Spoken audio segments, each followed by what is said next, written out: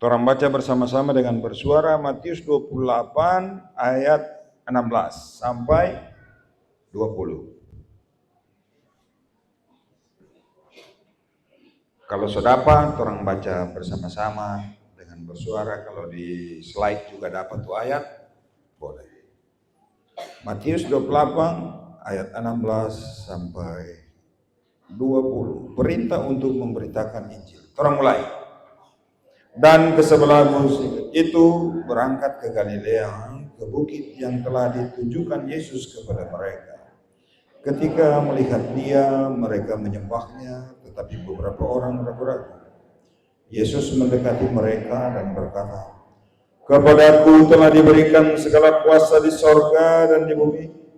Karena itu pergilah, jadikanlah semua bangsa muridku, dan baptislah mereka dalam nama Bapa dan Anak dan Roh Kudus. Dan ajarlah mereka melakukan segala sesuatu yang telah kuperintahkan kepadamu. Dan ketahuilah, aku menyertai kamu senantiasa sampai kepada akhir zaman." Menyambutnya jika masih ada pujian sambutan, KPDP, panitia atau siapa? Masih ada?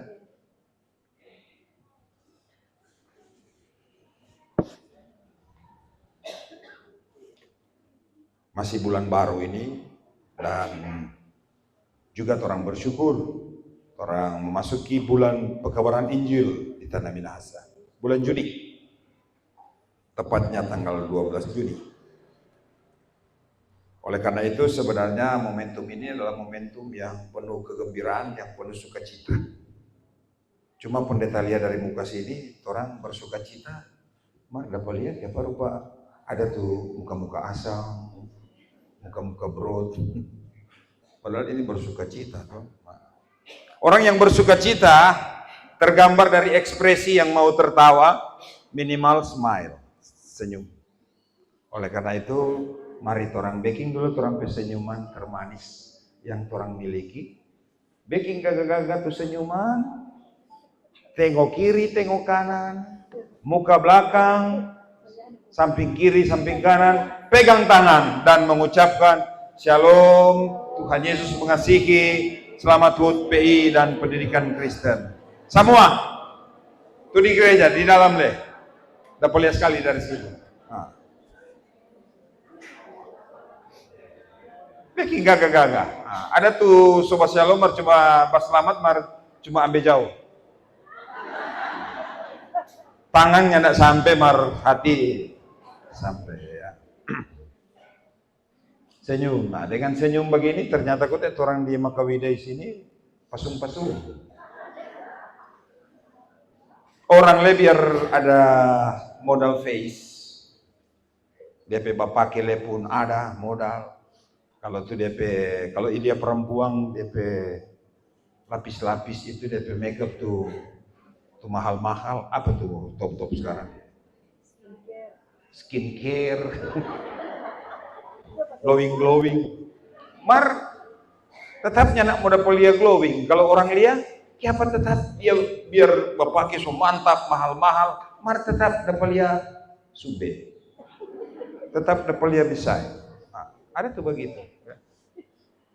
Ada ungkapan bahasa Siau bilang the inner of beauty.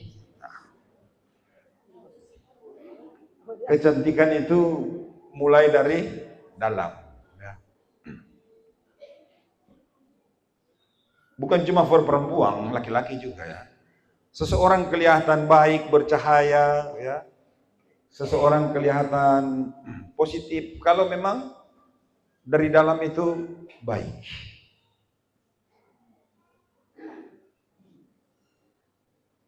Kalau hatinya penuh kejahatan, hatinya penuh kebencian, hatinya penuh amarah, hatinya penuh dendam, hatinya penuh iri dan dengki, ya. Itu istilah dulu, bahasa-bahasa dulu Kang. Biar pakai keli lagi.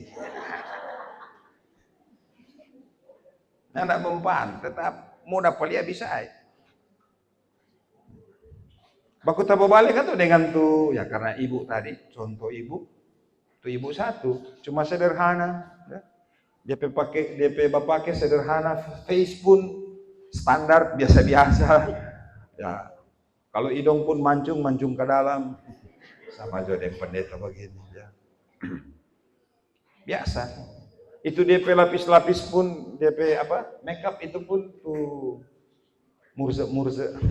Apa kira-kira? Itu biasa-biasa bukan murse. Nggak usah cuma merek, tapi contoh jo satu dan apa? FIFA. Atau bawa gitu dan itu biasa-biasa.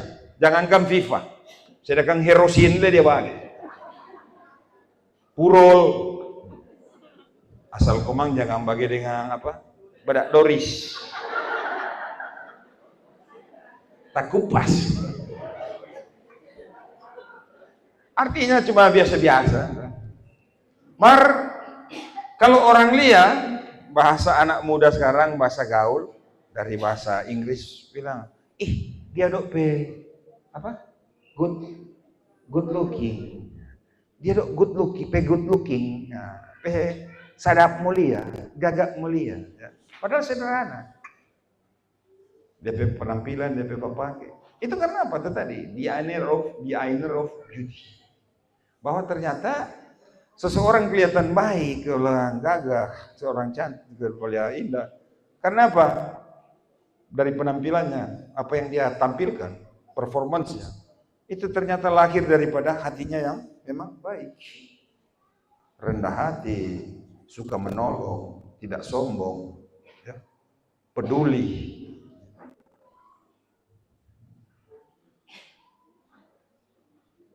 Suka membantu, ya. Kelihatan daripada penampilannya. Tulus, hati yang tulus, hati yang ikhlas. Ya. Termasuk tuh bahasa senyum tadi. Dan bahasa senyum tadi pun, kalau orang senyum tulus, senyum ikhlas, akan sangat kelihatan, ya, keindahan. Kalau orang senyum, jangan ada tuh bahasa senyum sama dengan ada tuh Blacky, penjahat sekali. Tuh satu orang pasiar di rumah situ, dia mau pegang tuh Blacky. Dia nih tahu nih anjing ini jahat sekali. Tuh Blacky begini akan pada dia. Dia bilang begini, tuh anjing bersenyum kata. Dia pegang, ketika dia pegang apa yang terjadi? Blacky gigi. Asal juga orang bersenyum, jangan bersenyum sama nentu Blacky tadi. Dapalia bersenyum, ning tahu kote dan mau bagi ya. So itu sekarang kalau ada orang bersenyum buat orang, enggak apa-apa namanya. Betul ini atau Blacky? Coba pendeta percaya semua orang di Makawide, khusus di zaman eklesia, bahkan di Makawide ini semua orang-orang baik, hati tulus, hati manis. Ada form hati manis di sini. Ya. Hati yang baik, ya. Tulus. Melakukan kebaikan dengan hati yang tulus. Menghormat orang, hormat dengan hati yang tulus. Membantu orang, membantu dengan hati yang tulus. Pelayanan pun pelayanan yang tulus. Tidak sama dengan itu pena kolom 16 sana. Mate. Berapa kolom sini? Berarti bukan di eklesia, di tanpa jauh sana. Pena.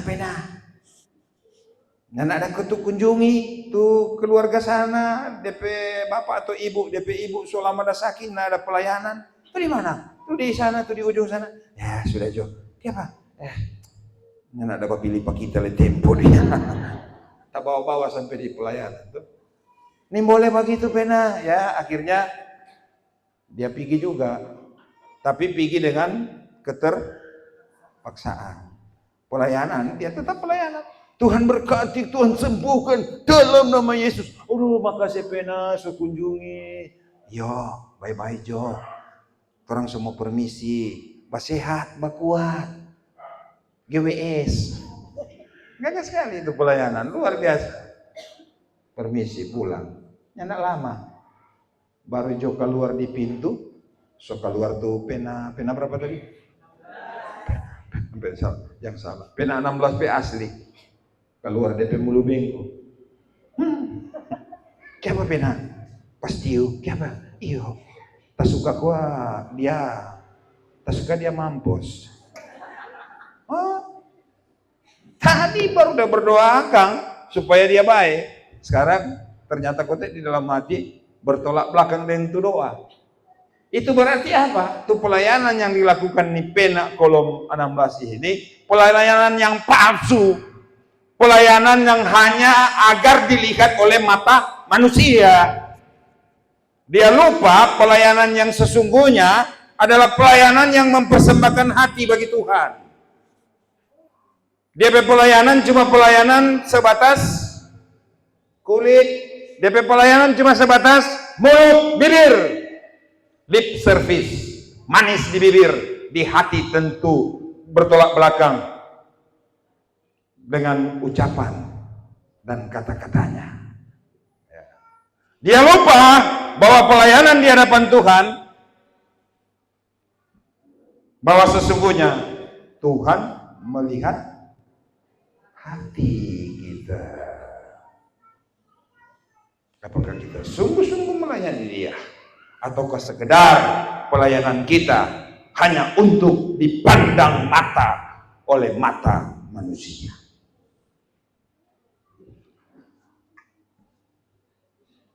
Tapi itu di kolom 16. Ketulusan. So itu orang boleh bersyukur bersama saat ini. Berbicara tentang ketulusan, itulah yang diceritakan lewat Matius 28 tadi. Matius 28 ayat 16 sampai 20 yang dalam istilah historik menyebut bagian pasal ini sebagai the Great Commission atau amanat agung. Kenapa amanat agung? Karena ini merupakan perintah atau amanat langsung daripada Tuhan Yesus Kristus menjelang Dia terangkat ke surga. Orang baru rayakan hari raya Tuhan Yesus terangkat ke surga atau kenaikan ke surga. Bagian ini adalah ketika Dia akan terangkat ke surga di suatu bukit yang namanya Bukit Zaitun yang saudara Israel diyakini bahwa ada suatu batu bekas kaki, telapak kaki Yesus, di mana terakhir kali Dia terangkat ke surga. Menjelang Dia terangkat ke surga, inilah yang Dia sampaikan, amanat atau pesan. Sedangkan orang manusia pun ada amanat atau pesan. Ada orang yang minta maaf, semua putus-putus, sempat dia panggil satu-satu kakak adik, ya. Utuk mana? Ada. Siapa lagi? Buce? Ada. Anto? Ada. Ya. Norma? Ada. Ruth? Ada semua. So ada semua ngoni? Sudah. Bapak semua pergi, jadi ngoni babaku baik, yang babaku marah, yang babaku lain. Tu orang tua so atur, tu kopra, tu kalapa, tu cingke, tu nilam, tu milu, dengan apa semua so atur semua dengan tu perau, tu soma, ini semua ini so berbagai. Yang bawa kalai ini iya Pak. Iya. Kong kalau Bapak so nyanda jangan lupa baking tu kubur ya paling kurang ya baking rupa balai desa bagi itu cukup. Bapak pesan ini ke apa ini? Oh anak cuma baku sedo. Tukang baku sedo rupanya lupa. Iyo, ini semua berjanji mau babaku baik. Iya, babaku baik. Kalau begitu, goodbye. Pergi. Berarti ini orang tua ini sementara meninggalkan apa? Pesan, amanat. Ya. Yang akan sangat berhutang jika anak-anak kemudian tidak bisa melakukan perintahnya. Ada tuh begitu. Waktu orang tua mau pergi pesan, Mbak Iyo, marnya tidak lama, baru mingguan so bakalai itu kakak adik. Wih, so perang, kenapa lo? Kenapa abis mingguan so bakalai? Kakak adik, so baku rampas tuh, budel, baku rampas tuh, sampai doi diakonia dong so bakalai akan. persembahan mau sembah kelayakan, mau kasih siapa-siapa, siapa mau pegang sembah kelayakan. Belum lama dong Bapak pergi, baru berjanji bahwa mau hidup rukun dan damai kakak adik. Nah, berarti itu suatu beban, suatu hutang ketika orang tidak mampu melaksanakan pesan atau amanat daripada orang tua kita, itu manusia. Nah, bagaimana kalau orang menerima pesan atau amanat daripada Tuhan? Di mana itu? Itu tadi. Amanat, pesan daripada Tuhan ketika dia akan terangkat ke sorga, yang dia sampaikan kepada murid-muridnya, termasuk kita orang percaya, anak-anak Tuhan, 3 pesan. Tapi sebelum dia menyampaikan pesan, dia menyampaikan penyataan atau pernyataan. Apa dia bilang?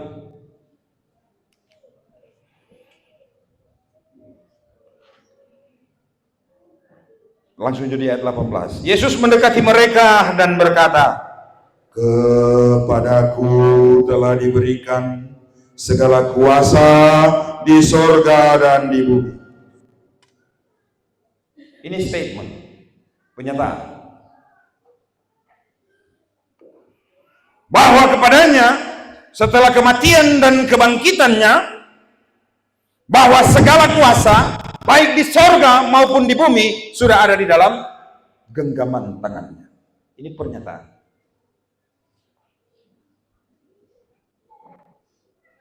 Coba orang cari pemimpin agama di mana yang menyatakan bahwa segala kuasa di sorga dan di bumi supaya di tangan. Ada? Cuma orang Tuhan Yesus. Segala kuasa di sorga dan di bumi ada di tangan. Baca ini bukan kebetulan. Ya ini cuma nostalgia. Tahun 1994 saya baru selesai fakultas teologi. Waktu itu dia yang telah pergi, Bapak Taasihe Pangge lewat. Dia juga yang telah pergi, Ampera. Bapak Depangge anak pimpin ibadah di Patorang di Makawide. Pas waktu itu tahun 94 hari raya Pentakosta. Oh iya boleh. Gereja masih sederhana. Pimpin, habis itu orang di rumah bawa cerita. Ini cerita ini sempat orang diskusikan. Dia bilang, ini kuasa tertinggi ini ternyata adalah kuasa di dalam Yesus Kristus. Dia bilang, bawa cerita orang yang beberapa teman, waktu itu dan pendeta Jeremy juga ikut, ada sama-sama di sini. Segala hal katanya manusia so belajar, pegangan ini dan pegangan itu. Tapi ternyata ketika belajar pegangan ini dan pegangan itu, ternyata biar menganggap bahwa ini pegangan yang paling tinggi dia pegang, tapi ternyata ada orang lain yang lebih tinggi lagi dia pegangan ilmu. Akhirnya jadi korban. Dan itu panas katanya. Panas, selalu mesti cari korban. Jadi bawaannya panas terus, pokoknya mesti ya cari musuh lah terus. Karena mesti panas nih barang-barang dia pegang. Cari musuh terus. Dan katanya sama orang pegang ini, ternyata ada orang rasa so kuat, ternyata di tempat lain ada yang lebih kuat begitu. Dan akhirnya dia bilang, jadi ngoni anak-anak, ini saya masih ingat percakapan itu.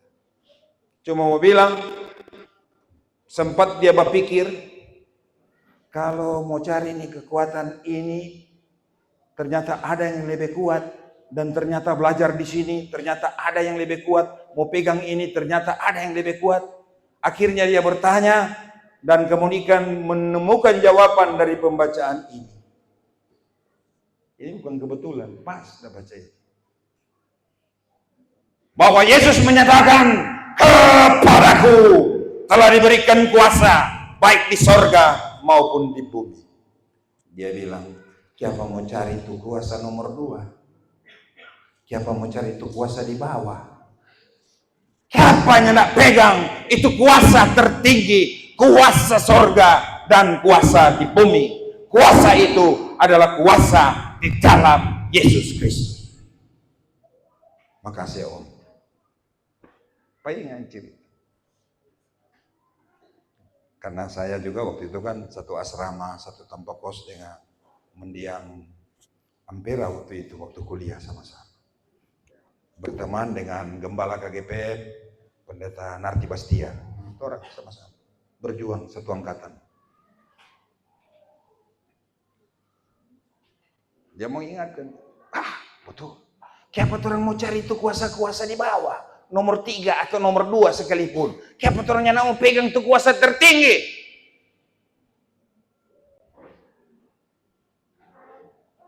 Kuasa di dalam Yesus Kristus.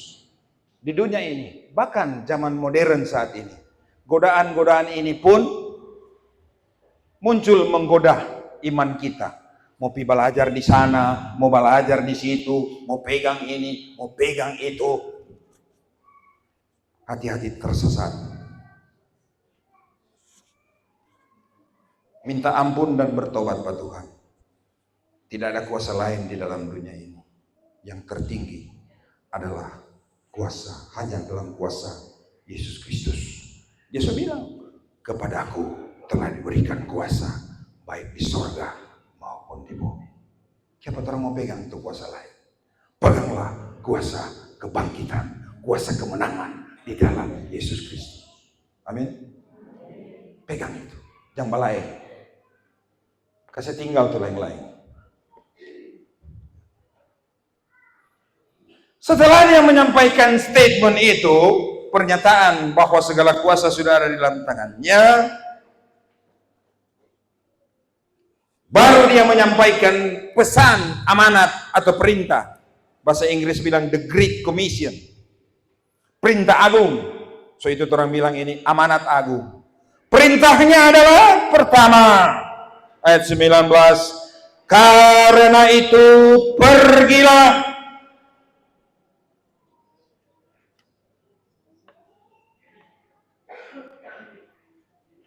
Setelah kita mendapat kuasa kemenangan, kuasa kebangkitan, kuasa keselamatan daripada Kristus, ternyata ada suatu perintah, yaitu apa? Pergilah. Pergilah kamu. Ya. Perintah untuk pergi. Go, you must go. Bagi orang percaya yang telah menerima Injil, tidak boleh hanya berdiam diri. Tetapi ada suatu perintah, pergilah kamu. Pergi. Bergerak, aktif. Jangan cuma menerima kabar keselamatan, berita keselamatan, menerima anugerah keselamatan, kok pakai sendiri.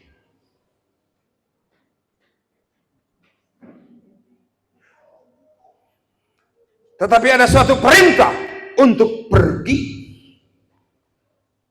Pergi untuk apa? Masih di ayat 19. Karena itu pergilah, jadikanlah semua bangsa muridku.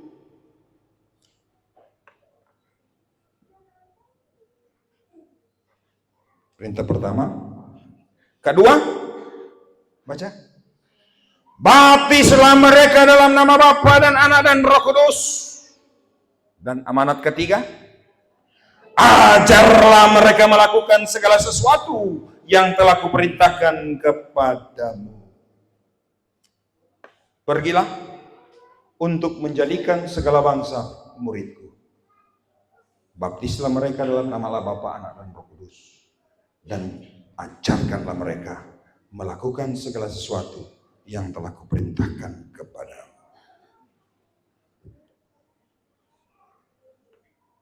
Kira-kira ini perintah ini soklar? Apakah semua bangsa telah menjadi murid Tuhan? Apakah semua bangsa telah dibaptis dalam nama Allah Bapa, Anak dan Roh Kudus? Apakah semua orang telah mendengar pengajaran tentang Kristus? Sudah? Kalau sudah, marjot orang pulang. Soklar. Tunggu jo di rumah, nantikan kedatangannya yang kedua kali. Karena perintah amanat ini sudah selesai.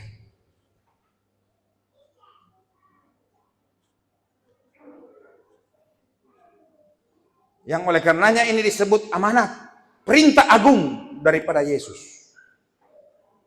Yang dipundakkan kepada setiap murid Tuhan. Kepada setiap orang percaya. Pergilah kamu. Jadikan segala bangsa muridku. Baptis pada orang dalam nama Bapa, Anak dan Roh Kudus. Kong kasih ajar pada orang segala sesuatu yang kita sebilang pangon. Ini perintah. Dalam melaksanakan perintah inilah maka para murid-murid Tuhan kemudian setelah kenaikan Yesus ke surga, mereka menyebar kemana-mana, memberitakan Injil. Pergi memberitakan Injil kepada segala bangsa. Singkat cerita, sampai pada pun Eropa menerima kekristenan ketika Kaisar Romawi Konstantin menerima kekristenan lewat bimbingan ibunya Ratu Helena. Romawi jadi Kristen. Pekabaran Injil Paulus, pekabaran Injil Rasul-Rasul lainnya sampai ke Eropa. Bahkan sampai ke Eropa Barat, ya, Spanyol, Portugis menerima kekristenan, ya. Dan kemudian mereka terus menyebarkan Injil itu ke berbagai penjuru dunia. Memang panjang nih bercerita sejarah.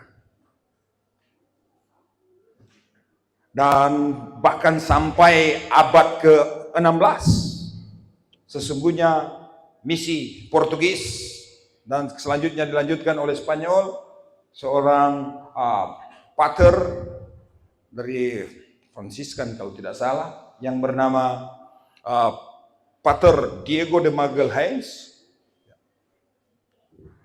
misi Katolik, pernah membaptis dotu-dotu kita di Manado dan beberapa orang Siau di Manado.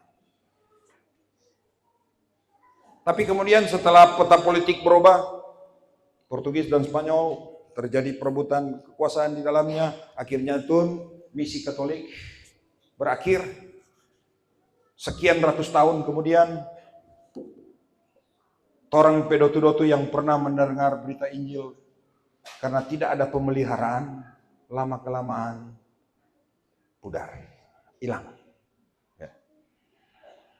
Nanti kemudian peta politik berubah pada masa itu. Ya. Belanda menguasai Nusantara lewat VOC. Bersamaan dengan itu masuk badan misi penginjilan Belanda yang bernama Nederland Zendeling Genootschap atau NZG. Masuk di Nusantara. Itu sekitar tahun 17, abad ke-17. 100-200 tahun sebelumnya, sesudah misi Katolik tadi. Masuk pelayanan dari seorang misionaris besar yang bertugas di Maluku, yang kemudian dikenal Rasul Maluku, namanya Joseph Kam. Dia pernah mengunjungi tanah Minahasa. Dia lihat kemari. Itu kekristenan yang pernah ada di Minahasa sudah. Orang-orang suka kembali ulang di Alifuru. Yep. So animisme, dinamisme ulang, suka tinggal itu. Sampai kemudian dia menyurati kepada pengurus di Belanda, Badan Misi Nederland Sendelingenoskap untuk mengutus tenaga-tenaga muda. Maka datanglah dua orang pertama, ya, Lammers dan Muller di kemah.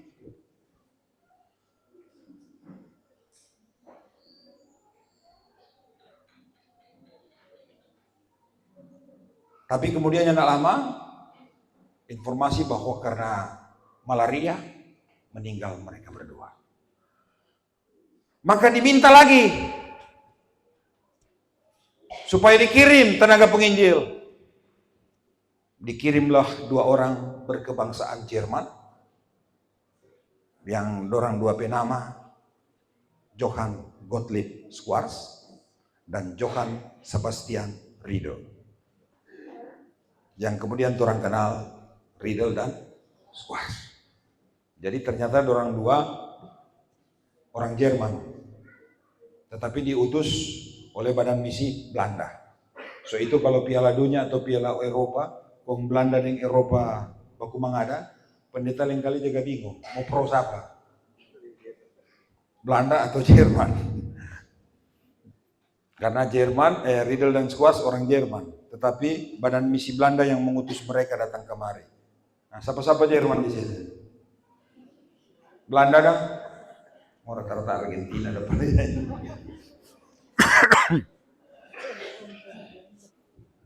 Meneratkan kakinya di tanah Minahasa pada tanggal 12 Juni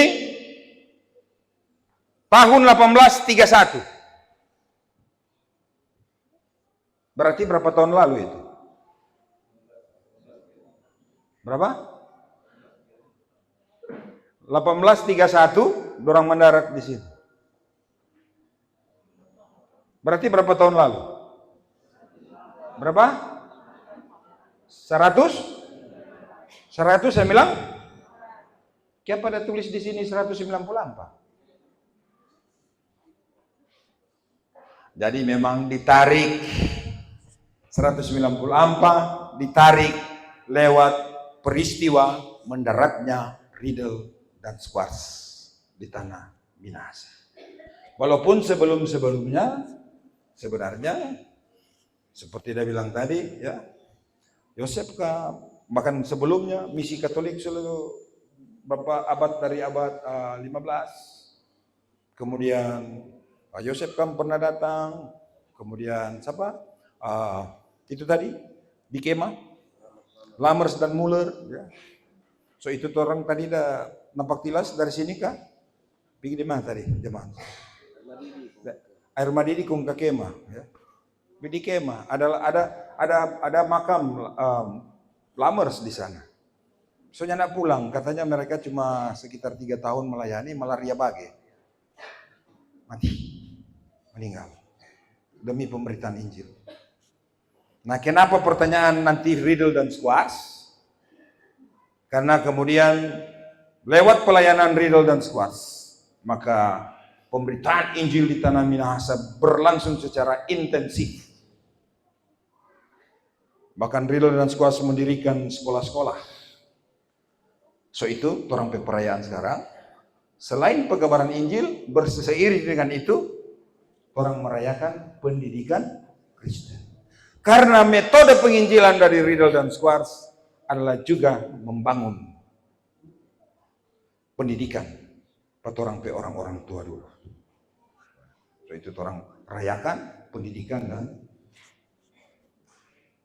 pekabaran Injil. Karena orang tahu bahwa sebagai anak-anak Tuhan, sebagai orang percaya, harus memiliki iman yang teguh dan kokoh akan Kristus, tetapi juga harus memiliki dasar pendidikan yang baik, yang kuat. Harus memiliki modal ilmu pengetahuan. Itu berjalan bersama. Penginjilan dan pendidikan. Oleh karena itu orang yang ada anak-anak atau cucu-cucu, orang berupaya sedemikian rupa untuk berjuang memenuhi akan perjuangan daripada anak-anak cucu kita menempuh pendidikan di berbagai strata pendidikan. Ya. Orang melayani Tuhan dengan iman yang kokoh, tetapi juga dengan ilmu pengetahuan yang kuat. Supaya orang tetap tulus dalam mengikut Tuhan, tetapi juga memiliki kepintaran dan kecerdasan menghadapi pergumulan di dunia ini. Bapak Ibu Saudara-saudara, kalau mau baca cerita ini, baca cerita sejarah memang mengantuk. Apalagi jam-jam begini. Karena memang orang bicara khutbah pekabaran Injil, paling tidak pendeta mengantar supaya orang ada gambaran. Siapa ini 194 tahun. Paling tidak kan orang ada jawaban lah. Jangan orang bertanya, dari mana nih? Dari ibadah PI? PI apa? Hut PI? Ke 194. Ya padang kong 194. Tahu leh, pokoknya 194 mu tanya lengana. Itu pendeta bermaksud paling tidak dan orang ada gambaran. DPC terus nanti orang baca semua di sumber-sumber sejarah gereja di Tanah Minahasa yang begitu banyak. Termasuk sampai sejarah selanjutnya kemudian NSG mengutus para penginjil di Sangihe dan Talaut. Dikenal dengan para penginjil tukang, ya. Karena ada orang menginjil kumang kalau di Sangihe dan Talaut dengan pendekatan sebagai tukang, bebas, mengajar orang-orang tua di Sangihe Talaut sambil menginjil, tetapi juga tahu bekerja, tahu bebas. So itu orang-orang Sangihe dan Talaut banyak jago bekerja sebagai tukang. Jago bebas. Nah, dari berita ini sesungguhnya apa yang akan orang maknai? Tidak dapat dibayangkan jika waktu Tuhan mengajak, memilih para misionaris, para sending, termasuk Riddle dan Squarts, untuk mari datang memberitakan Injil di suatu tempat yang namanya Minahasa. Lalu kemudian Riddle dan Squarts saat itu menolak. Aduh, cari orang lain. Jangan orang, jangan kita. Maka bukan tidak mungkin ibu bapak, saudara-saudara ya. Apa kata pena-pena mah? Ardi Farm? Tempo. Belum tentu bapak pena-pena mah sekarang Ardi Tempo. Kalau jangan ada yang datang menginjil kemari, justru yang datang dari lain. Mungkin bapak penama sekarang Ardi apalah begitu. Ardi apa pendeta? Nah, pokoknya nama lain lah. Kita bersyukur bahwa ada orang-orang yang mau datang untuk memberitakan Injil. Sehingga kita boleh mengenal Injil, menikmati kuasa kebangkitan itu. Tetapi sebagaimana perintah tadi, bahwa kita tidak boleh tinggal diam, hanya menjadi penikmat, hanya menerima berita Injil itu, tetapi kita ada satu tanggung jawab, yaitu diminta untuk pergi memberitakan Injil itu kepada banyak orang. Oh, jadi bagaimana? Jadi apakah semua orang mesti jadi penginjil? Apakah semua orang mesti jadi pendeta? Mesti masuk teologi semua? Sama-sama dengan apa? Mario, sama-sama dengan mau sekolah sekarang sama dengan Trinity, sama dengan siapa Cayani atau siapa-siapa orang yang di teol sekarang. Melanjutkan dari pendeta Romi atau pendeta Mario, pendeta Diana, pendeta Paula, ya. Apa? Apa? Marcelino, ya. Marcelino Lefran. Oh, Marcelino. Ya. Tentu semuanya enggak. Atau apakah orang semua mesti jadi penatua atau diaken? Coba bayangkan kalau orang semua ini hari Minggu masuk gereja semua sudah stola.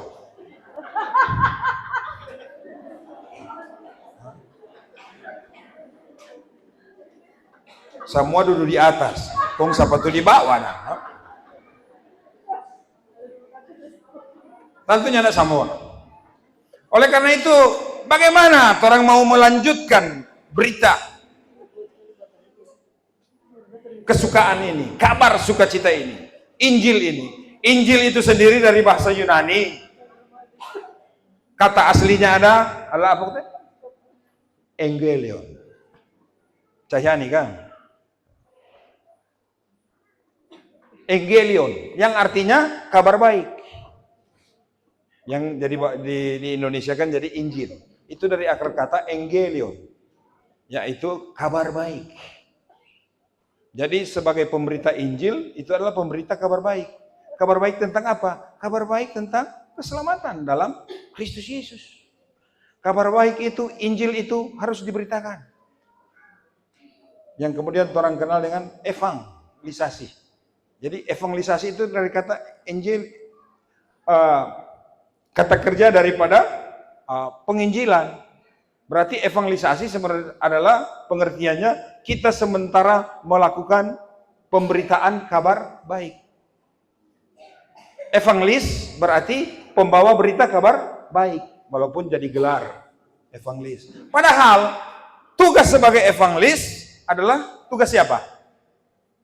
Tugas untuk memberitakan kabar baik adalah tugas dari orang semua. Sebagai murid-murid Tuhan, sebagai orang percaya, orang ada suatu tugas untuk menjadi pembawa berita kabar baik. Bagaimana orang menjadi pembawa berita kabar baik? Apakah semua mesti jadi penatua diaken seperti tadi?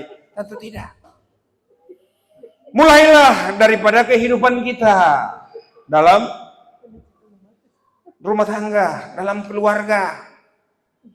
Jadi suami yang mau menjadi pembawa berita kabar sukacita bagi istri dan anak-anak.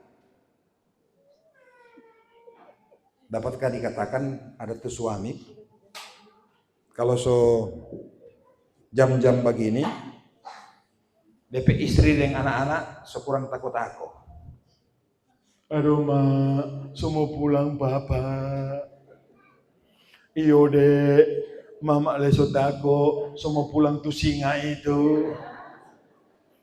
DP suami di belakang singa. Karena apa? Jam-jam begini memang jam-jam begitu betul ketakutan daripada anak-anak dan istri terbukti apa? Di malam yang sunyi, di keheningan malam, terdengarlah suara yang memecahkan keheningan malam itu.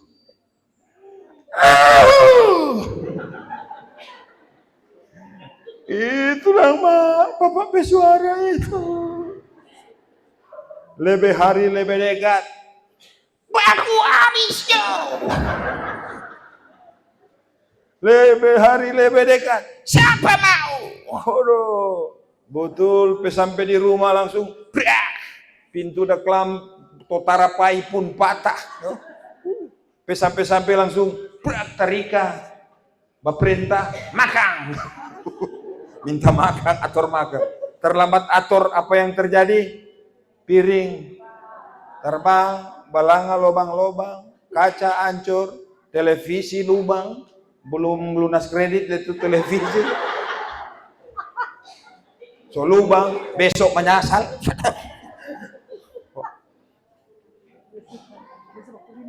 Mar, ada pakai kaos kata ada tulis, pria kau bapak begini. Kolom 16. Dan yang tahu, so enggak sadar diri. Panji. Kibarkan, kobarkan, baku habis. Patah kalau patah, abu kalau abu. Menjaga, melindungi, baku habis. Suka lebih.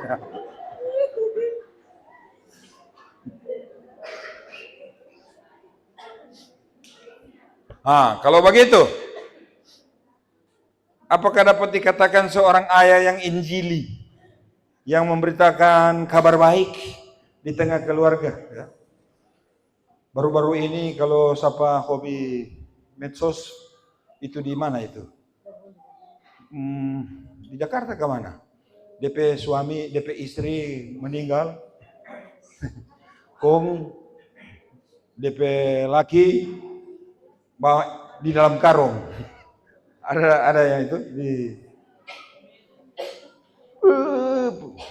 seolah-olah dia kata korban perampokan, DP istri mati, kong dia tuh perampok isi dalam karung.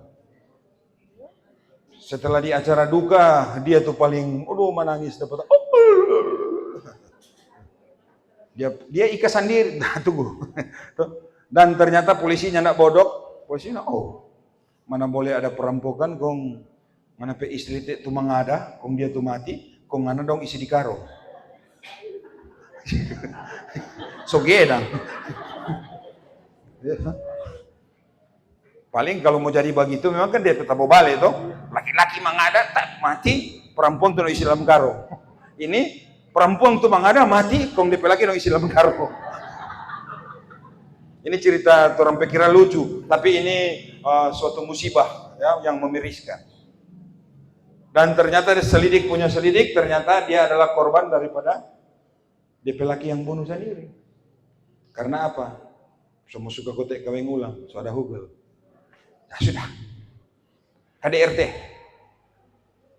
dilakukan oleh suami yang seharusnya dia menjadi penjaga, pelindung istri dan anak-anaknya, justru dia yang membinasakan istrinya, mencederai dan membinasakan istrinya dan melukai anak-anaknya. So pasti DP anak-anak itu dari kecil mereka pasti akan membenci sosok seorang ayah. Pasti. Rusak-rusakan. Ada begitu banyak kejadian-kejadian KDRT, kekerasan dalam rumah tangga. Dan korbannya KDRT biasanya adalah perempuan. Walaupun tidak selamanya dalam KDRT itu laki-laki kepada perempuan. Ada juga yang sebaliknya. KDRT yang dilakukan perempuan terhadap istri terhadap suami. KDRT bukan cuma fisik, tetapi juga lewat kata-kata, menekan, menindas pasangannya atau anak-anaknya atau anggota keluarga, makanya disebut kekerasan dalam rumah tangga di dalam berbagai bentuk. Dan itu melanda rumah-rumah tangga Kristen. Dan ternyata itu cerita tadi, ternyata setelah diduga di dalam peti gitu. Di dalam peti, nah berarti torang dan ada salib. Nanti kalau torang kebetulan dapat lihat berita itu. Berarti keluarga Kristen. Cuma tidak usah jauh-jauh ke sana, ke Sumatera atau di Jawa. Di lokasi, di tempat kita pun ada hal-hal seperti itu terjadi. Dapatkah dikatakan seorang suami yang injili, yang memberitakan kabar baik kepada keluarganya, jika melakukan hal-hal seperti itu? Sudah barang tentu tidak. Kalau ibu-ibu bagaimana? Perempuan bagaimana? Yang tuh bapak-bapak semua marah ini. Siapa nih pendeta Henry ini cuma bapak-bapak terus. Kalau ibu-ibu, pendeta kira di mana-mana is the best, yang terbaik. Amin. Kayak berapa pelan?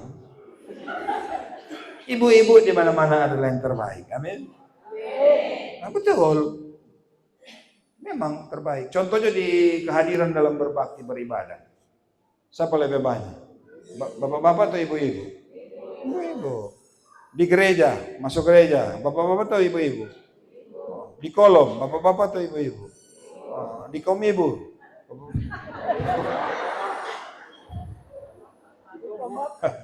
Di kom bapak kan?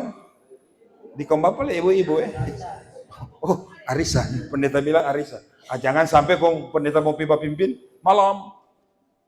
Oh sorry, salah kote. Kenapa pendeta? Iya, ada mau pimpin, mar pendeta kira di sini. Iya no. Bapimpin apa pendeta? Bapimpin kaum bapa. Iya lah di sini. Kayak pada ngoni ibu-ibu. Badian jo pendeta. Baik dong masih ja utus patorang. Dong so titip tu arisan, so titip tu iuran, so titip tu tabungan, so titip tu persembahan. Bilang ya, bukan tu doi itu Tuhan minta. Dirimu yang diminta. Ya. Kecuali kalau orang dari lau atau dari resort atau di mana. Sementara bekerja. Tetapi selama orang ada, bapak-bapak orang memberi diri, mengambil bagian dalam setiap persekutuan ibadah, khususnya ibadah kaum bapak, tetapi dalam semua kegiatan ibadah. Ibu-ibu is the best. Bahkan cerita waktu Paskah dan kematian, waktu sana tuh gambar kematian Yesus disalib. Siapa-siapa tuh yang ada di bawah kaki salib Yesus? Murid laki-laki atau murid perempuan? Murid perempuan. Itu laki-laki so hilang gambar semua. Itu perempuan masih tetap terus. Bahkan seorang murid Yesus yang paling setia pun, siapa dia? Petu. Waktu malam perjamuan terakhir, Tuhan bilang bahwa akan ada yang akan mengkhianati dia. Petu langsung pakai meja. Siapa itu? Kalau kita Tuhan, biar bumi gonjang-ganjing, dunia tabu bale, patah kalau patah, abu kalau abu, kita tetap setia mengikuti Engkau. Waduh, Petrus. Kalau dulu so ada Facebook, Petrus berstatus begitu kan. Biar bumi gonjang-ganjing, dunia terbalik, aku akan tetap setia ikut Tuhan. Kalau dia post. Sedangkan Tuhan Yesus baca paling Tuhan Yesus. Tuhan bukan cuma like, komen leh. Mantap. Mantap itu.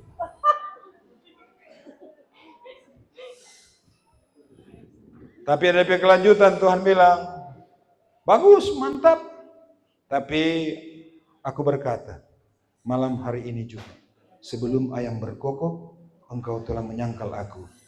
Engkau akan menyangkal aku 3 kali. Tidak mungkin. Dan ternyata apa? Masih ingat tuh cerita itu? Di rumah Imam Kayafas, Tuhan Yesus sudah peloku, semua sudah hilang. Petrus katuk masih jadi iko-iko, mariko-iko sambunyi dari luar. Cuma dari luar rumah, bapak-bapak begini. Orang dapat lihat, orang ini juga bersama-sama dengan dia. Apakah dia mengaku? Suatu dia bilang patah kalau patah, abu kalau abu. Asal-asal Jo. Itu reaksi pertama Petrus. Orang kedua juga, orang ini bersama-sama dengan dia. Nampak logat Galilea. Apa dia mengaku? Jangan batudu 2. Ketiga kali pun. Orang ini juga bersama-sama dengan dia. Apakah dia mengaku? Hal yang sama. Dia menyangkal. Berapa kali? 3 kali. Berkokoklah ayam. Saat itu teringatlah dia. Ya. Janji dan komitmennya, nasarnya untuk setia mengikut Tuhan. Patah kalau patah, abu kalau abu. Serangan fajar datang, lipah.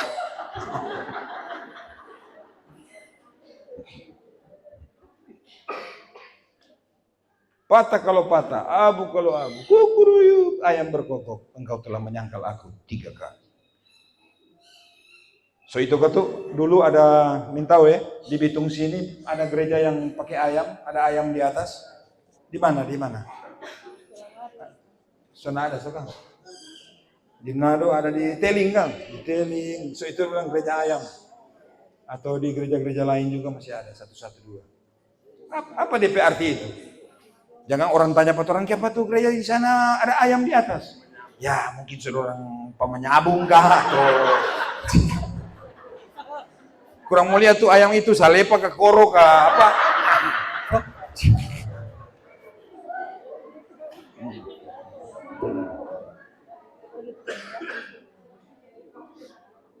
Atau mungkin di situ banyak peternak ayam. Nah, jangan Tuhan jelaskan begitu ya.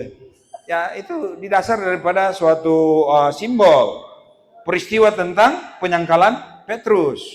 Supaya ketika orang melihat ayam jantan, orang teringat, orang pengakuan iman, janji untuk mengikut Tuhan. Saya mau ikut Yesus. Ya.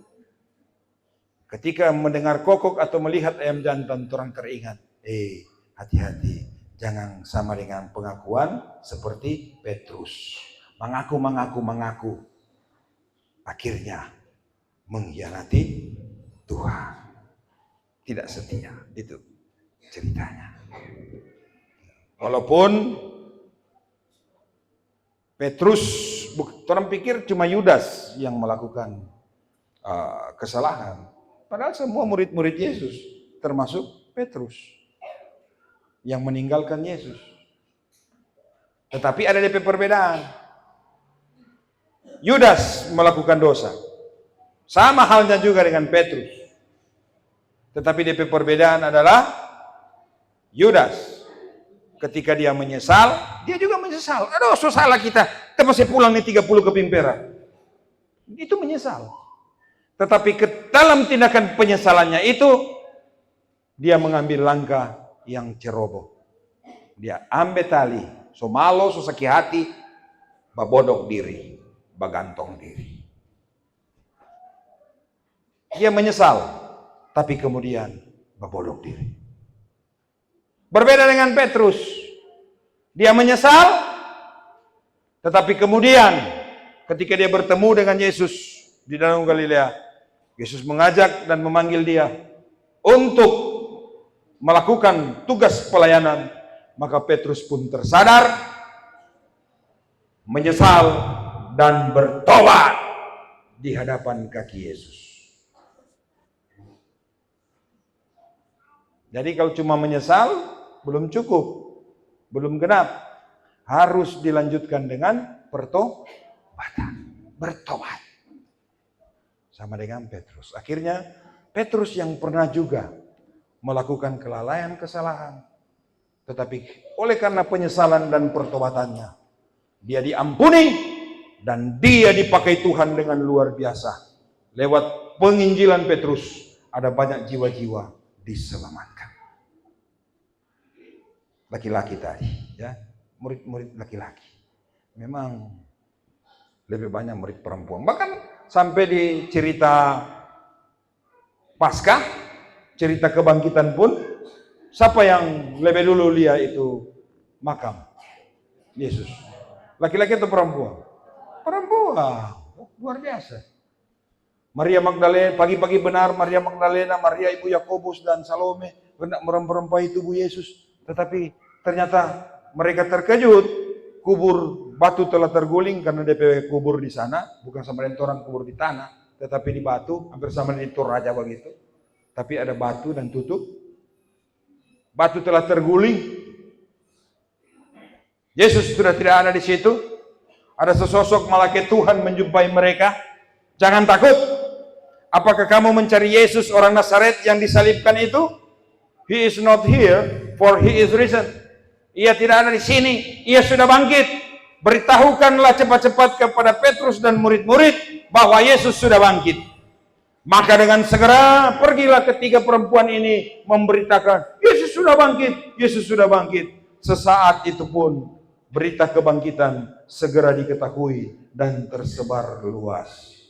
Diberitakan oleh para perempuan-perempuannya. Luar biasa.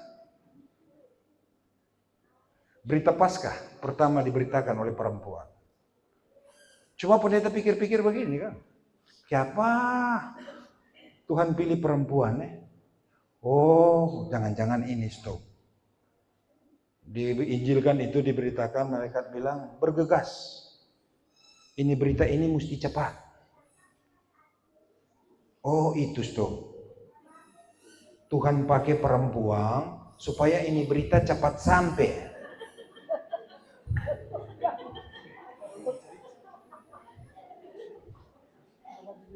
Lantaran kalau mau pakai laki-laki mungkin tak lama. Tuh.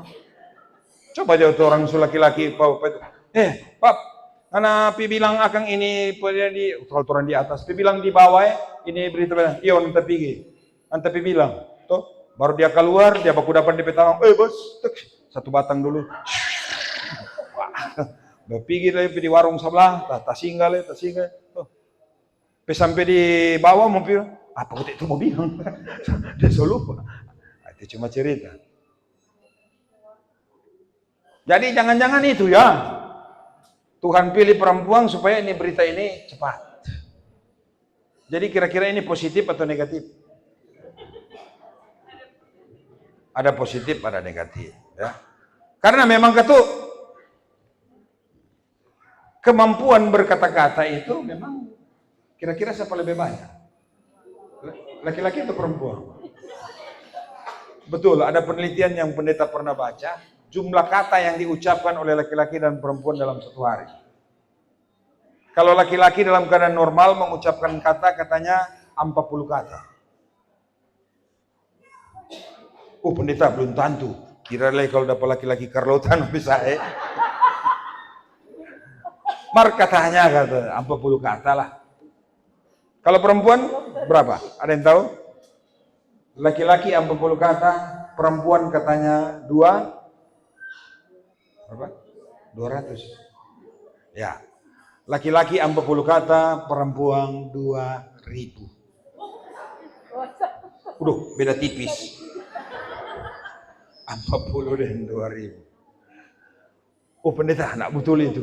Nah, kalau nak betul ya bagus tes jono sendiri. Bagus kapan mau tes itu? Pagi-pagi. Ada tuh ibu bangun tidur. Tuhan sertai kami hari ini. Amin. Belum rekeng karena masih dalam hati. Nanti dia turun dari koi, baru mulai keluar dari suara. Dia tengok ke bawah. Sepada pagi tapi selop ya. Sepada pagi tapi selop, pasti kita hari-hari beli selop itu tuh biru, lamari ini tuh kuning. So putus tuh, so sambung, terus ini tuh hari-hari beli selop, so pasti kita. Wah ngapun ini bapak pegaji orang mau bisa di selop, so pasti kita pagi-pagi ini. Mana lo DP itu bangun ke apa ngana? Ngana le bangun, matahari so tinggi ngana manggoro bangun ngana. Bangun. DP anak dua lagi sama, ngoni dua bangun pitimba air, jam baku repas kamar mandi.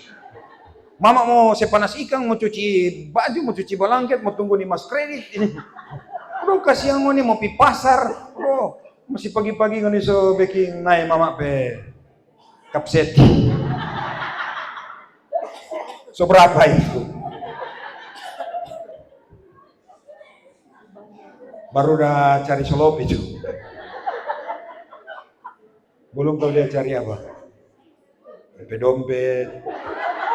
Masa DP dompet? Atau apa? Pendeta Diana bilang, handphone. HP kan? HP, ada tuh ibu begitu. Enter cuci muka marbulung, HP, mana HP? Apa di HP? Ambil, berstatus. Aku bangun. Cuma bangunnya berstatus. Bangun dong. Sedikit dia pergi di dapur, aku bersaus ikan. Sedikit dia berstatus saus angus. Artinya bukan boleh. Cuma zaman now ya, orang mesti tahu membagi waktu, ibu-ibu ya. Bermedsos boleh-boleh saja, tetapi tahu membagi waktu dan beretika. Ya. Ada etika bermedsos. Ibu-ibu di kalangan ibu-ibu khususnya. Ya. Tahu waktu. Jangan sama dengan tuh ibu di kolom 16. Dia kalau berstatus, bapak dia mau selfie, story atau apa, kurang lawang-lawang baru bulu-bulu mata, kurang lawang-lawang sama dia itu. Siapa dia? Bulu-bulu mata siapa itu? Syahrini. Anti badai itu. Biar le selatan bakiok, nak mau mempan anti badai.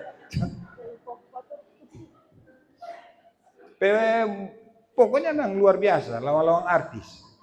Story, selfie. Dia selfie satu kali, aduh, so salah, mau hapus bagaimana Kang? Bagaimana mau hapus ini Kang? Siapa mau hapus? Ngana so posting. Tak salah kok. Tak salah apa? Kenapa? Dia ada posting, dia diri sekurang lawang-lawang artis, sekurang lawang-lawang Syahrini, data foto dengan DP anak. Kayak apa? Karemus. Bahingus, nggak pakai baju. Nah itu artinya apa? Mama sekurang lawang-lawang artis, anaknya enggak intermandinya enggak. Begitu aja, orang itu DP suami bagaimana itu model. Berarti apa? Dia lupa membagi waktu, lupa membagi.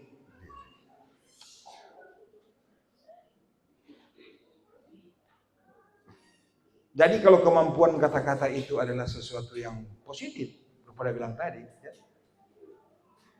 Itu memang jadi yang positif kalau orang pakai untuk hal yang positif. Itu akan jadi negatif kalau orang pakai di negatif. Orang pakai baca cerita orang pebusu, pakai basu sere, pakai hoax, ya. Itu akan jadi negatif. Tapi kalau orang pakai di positif, orang pakai kemampuan berkata-kata, orang mampu membangkitkan semangat orang lain, termasuk keluarga kita, membangkitkan semangat anak-anak kita, istri kita, suami kita, ya.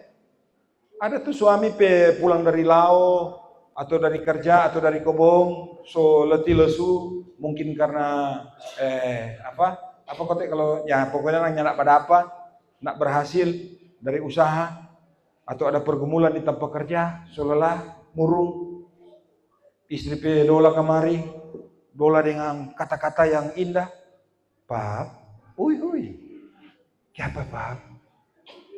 Gagal, nak berhasil, nak apa-apa Pap. Papa tidak sendiri menghadapi ini. Ada mama selalu bersama.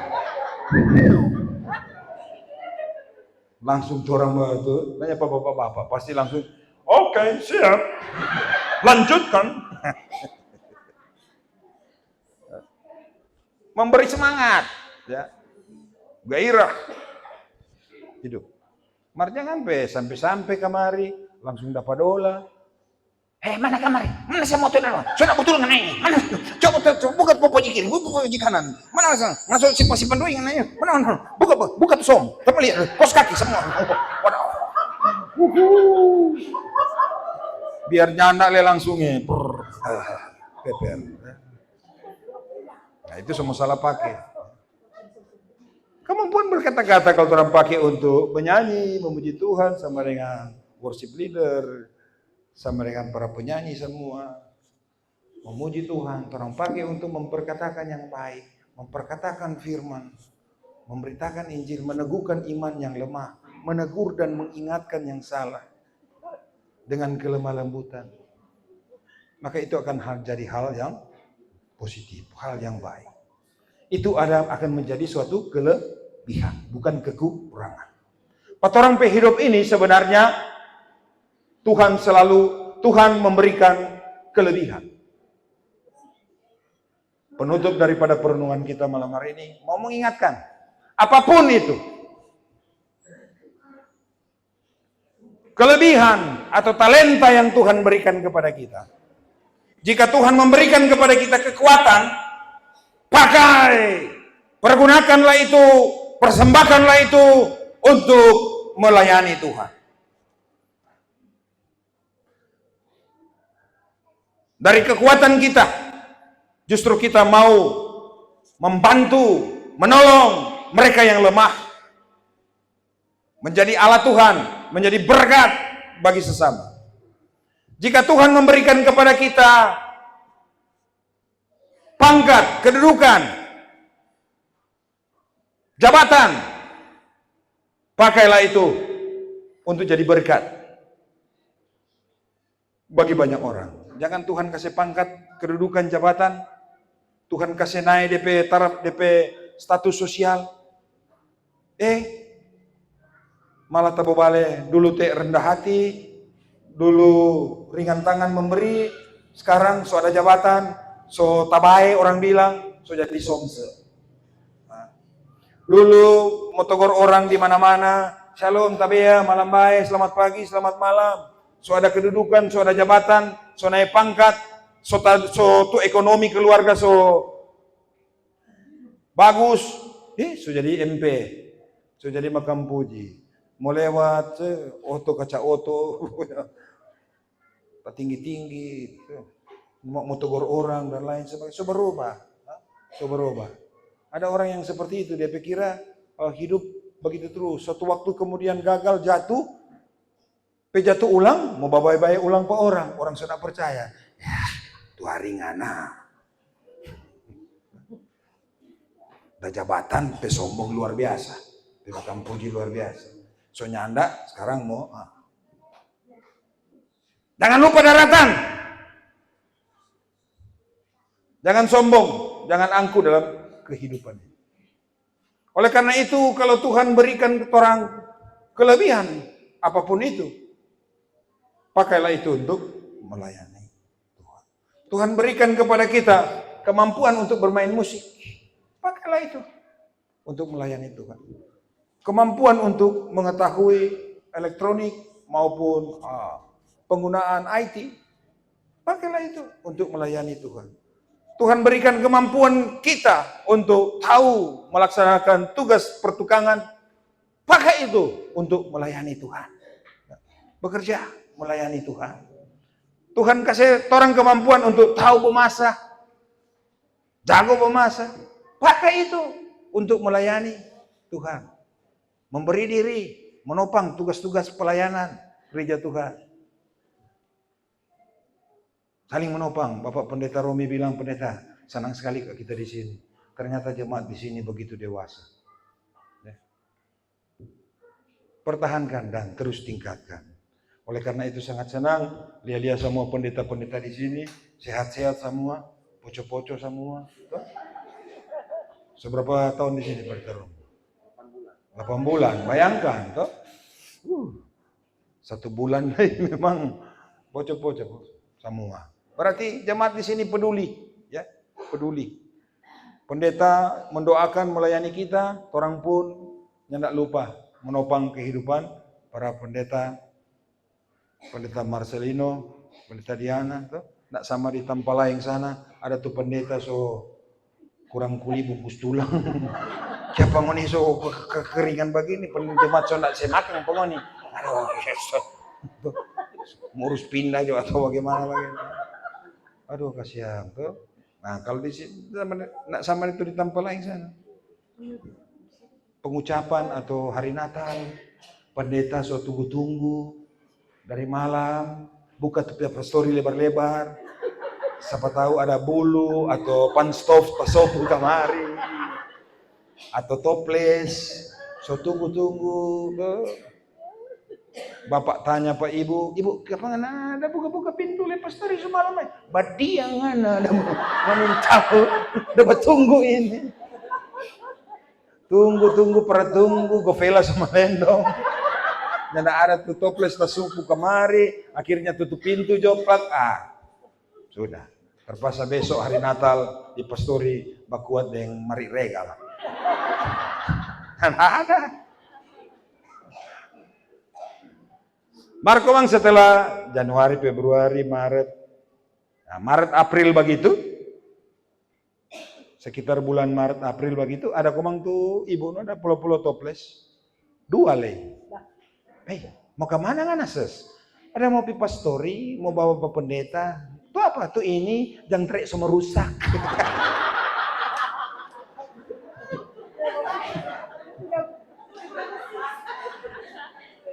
Natal tahun baru punya, tuh nanti mau antar Maret atau Februari. So apa? Expire. Maret, kolom berapa ngananya? Ternyata aku kong ibu kolom 16. Tidak ada begitu di Makawidai. Ya. Saling menopang, saling mendoakan, bekerja bersama, menatap hari esok yang penuh harapan. Pendeta Romi sempat titip bilang sedikit tadi, kita gak bercita-cita kalau boleh mau mencapai dana tabungan, ya 1 M berapa itu lebih ya, lewat pemanfaatan lahan, ya, yang diusahakan, yang diupayakan, ya. Sehingga orang kalau ore kadara ore, ya. Sehingga Makawide sungguh-sungguh diberkati oleh Tuhan. Asalkan tentu orang mau setia mengikut Tuhan, cari Tuhan. Percaya dan ketahuilah, Tuhan sayang sekali pada orang semua di Makawide. 194 tahun penginjilan. Momentum di mana Tuhan mau mengingatkan kita bahwa Dia yang telah menaburkan benih-benih Injil dalam kehidupan orang-orang tua kita, sehingga kita boleh menikmati berita kabar keselamatan ini. Maka itu akan terus menjadi suatu bagian dalam kehidupan kita. Jadi berkat, dan oleh karenanya kita diminta untuk terus-menerus mau membagi kabar sukacita ini. Memberitakan ini lewat kehidupan kita sehari-hari. Jadi saksi Kristus, jadi seorang ayah, seorang suami yang mau memberitakan Injil dimulai daripada keluarganya. Seorang istri, seorang ibu yang memberitakan Injil daripada keluarganya. Seorang anak, seorang kakak, seorang adik yang mau memberitakan Injil mulai daripada kehidupan kakak beradik. Jangan babakalahe. Cuma dua le kakak adik, so kurang sama deng pus deng meong. Ini boleh baku dapat. Ya. Apa? Pus meong dengan tikus. Kalau sudah jaga salah begini berarti khotbah jangan terlalu panjang. Sudah jaga blank. Bapakku baik semua. Sekali lagi, imani, percaya, ketahui Tuhan Yesus mau mencurahkan berkat-berkatnya pada orang semua di Makawide. Cari Tuhan selama Ia berkenan. Penuhi tempat-tempat berbakti beribadah. Bapakku baik, Bapakku sayang. Hindarkan, jauhkan pertikaian dan perselisihan, iri dan dengki, kebencian dan dendam. Hidup di dalam pengampunan. Sebagaimana Kristus telah mengampuni kita, baiklah kita mau mengampuni satu terhadap yang lainnya. Dimulai daripada kehidupan yang saling mengampuni dalam keluarga. Suami istri ada baku salah, ada salah paham, ada baku marah. Di malam kebaktian penyegaran iman, hut pekabaran Injil, pulang dari sini baku baik. Ada yang mogok bicara, angkat suara. Kakak beradik yang baku marah, baku baik. Birman dengan Birman yang dari dahulu kala sampai saat ini boleh baku dapa, baku marah, baku baik. Karena sekalipun orang ada saudara, ketahuilah saudara terdekat kita adalah Birman kita. Jangan baku marah antara tetangga dengan tetangga, Birman dengan Birman. Baku baik, baku jaga, baku tolong, membahu, bantu membantu. Dalam kehidupan pelayanan ada penatua dan diaken yang berselisih paham, yang nyanak baku cocok dalam pelayanan. Hut pekabaran Injil ke-194 mau mengajak kita untuk memulihkan diri sebagai contoh dan teladan, sebagai pengayom dalam kehidupan jemaat. Bagaimana orang mau jadi contoh dan teladan? Suruh jemaat babaku baik, tapi orang sebagai pelayan hidup babaku marah, hidup babaku salah, hidup dalam pertengkaran. Kita akan gagal di dalam menjadi pemberita Injil. Dalam kehidupan bermasyarakat, pemerintah dan masyarakat hidup di dalam kasih mengasihi, hidup di dalam bahu-membahu, topang menopang. Siapapun itu, kita diutus untuk memberitakan Injil lewat kehidupan kita yang mau mengejawantakan firman Tuhan dalam kehidupan kita sehari-hari.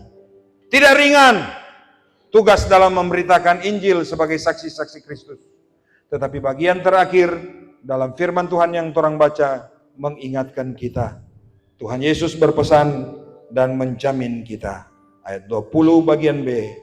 Dan ketahuilah bahwa aku menyertai kamu senantiasa sampai kepada akhir zaman. Tuhan Yesus beserta kita. Tuhan Yesus menyertai kita. Tetap kerjakan selamatmu dalam syukur dan sukacita. Selamat HUT Pekabaran Injil ke-194 dan pendidikan Kristen di Tanah Minahasa. Tuhan Yesus menyertai, memberkati kita sekalian. Amin.